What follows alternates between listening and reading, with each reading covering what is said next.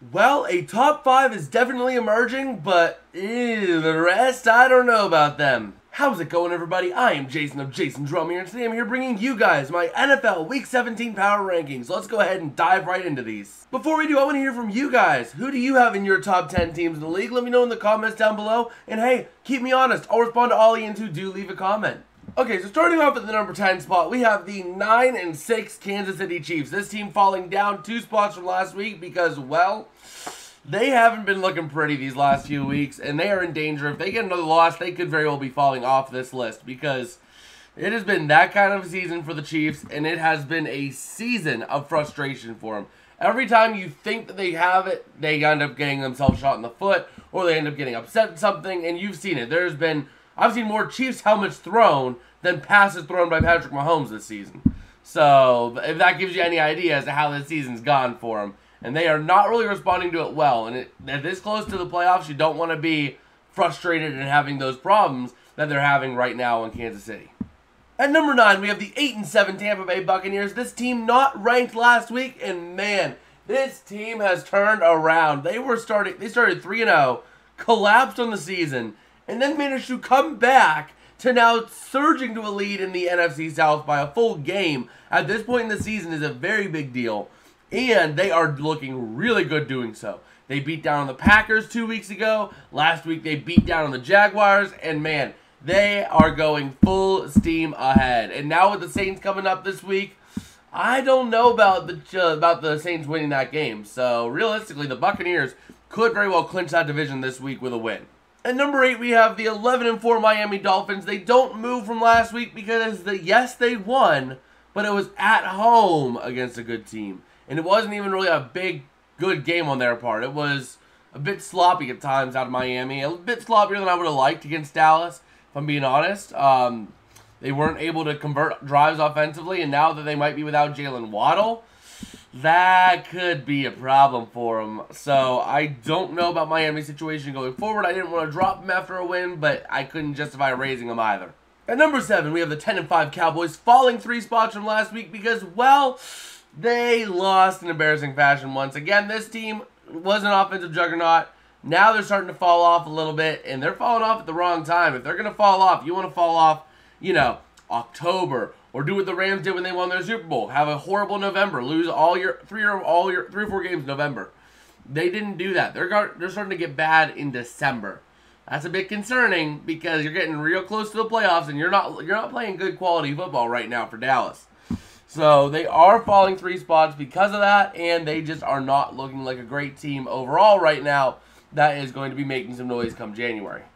At number 6, we have the 11-4 Eagles. They are going to stay put after a win. It was a win, yes, but that win was a sloppy win.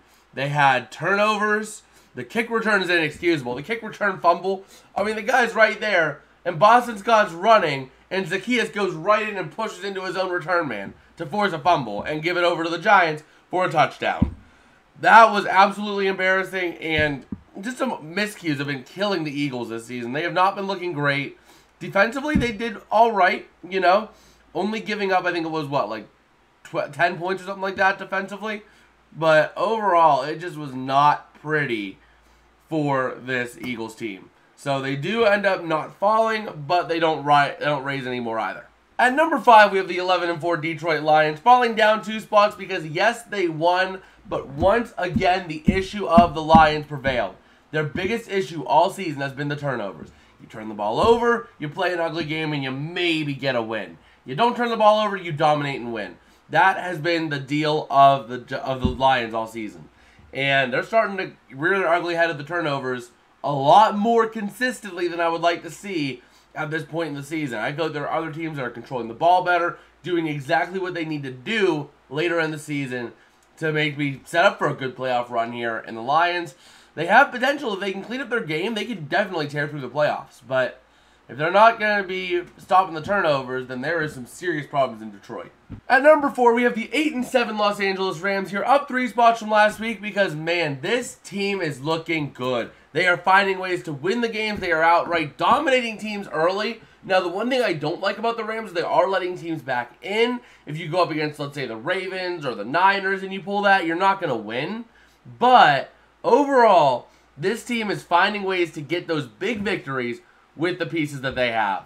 And this team is getting hot. They are playing well. They are playing really good football at the right time of the season. Speaking of playing good football at the right time of the season, we have the Cleveland Browns, the 10-5 Browns, up a spot from last week. And man, who would have thought that Joe Flacco would be the leader of men in Cleveland? I know I wouldn't have put money on that at the start of the season. Oh, man. Joe Flacco coming in and wrecking house with this Browns team. I mean, it is absolutely insane how well he's been playing. And they are playing well around him, too. It's not just Joe Flacco having to huck it up. No, everyone from the defense to the offensive line is making plays to help Joe Flacco be even better. So this team is looking really good, and they are a team that I do not want to face right now if I'm a team in the AFC. Now at number 2 is the loser of the number 1 bowl, the San Francisco 49ers, sitting at 11-4, down 1 spot from last week because they lost to the Ravens. Now I could have justified them falling more, but at the same time, every team is going to have that off game. I don't want to hit the panic button yet on San Francisco. I want to wait and see. I want to see how next week and the week after play out before I fully hit the panic button and drop them completely.